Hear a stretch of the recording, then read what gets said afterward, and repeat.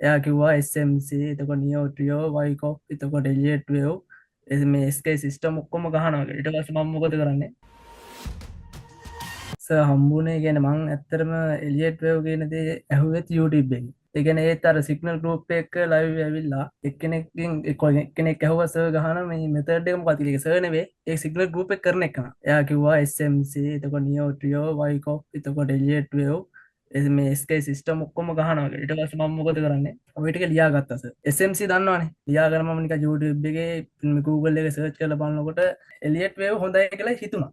මොකද 1 2 3 4 5 ABC යන්නේ ඔය දෙක විතරයි ගැහුවේ සර්. මුළු වේව් එකේම ගහන්නේ ඔය දෙක විතරයි ටික දන්නේ නැහැ.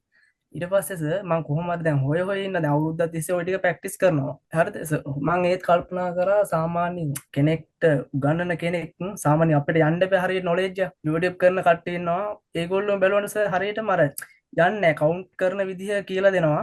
හැබැයි ඔළුවට යන්නේ නැහැ. ඒ අතින් තමයි සර් මාව සෙට් කරන්නේ TikTok එකේ. TikTok එකෙන් අර මං කිව්වේ සර් මෙදා විකපන් ඩ්‍රොප් එකක් වෙච්ච එක. ඒතකොට මට හිතුණා සර් උගන්වන්නේ විදිහත් හොඳයි. වොයිස් එකත් අහගෙන ඉන්න පුළුවන්. ඒකයි මම සර්ට එදා මේ WhatsApp එකකින් දැම්ම. තව දෙයක් තමයි සර් සාමාන්‍යයෙන් මට පොඩි ප්‍රශ්නයක් තිබ්බේ ක්ලාස් ෆීස් එක කොහොමද දන්නේ? එකපාරද ගෙවන්න තියෙන්නේ නැත්නම් 50-50ද කියලා. ඇත්තම ලොකු වටිනවා සර් 50-50 කියන්නේ දැන් ජොබ් එකක් කරන ගමන් උනත් වියදම් වෙනවනේ සර් අපිට.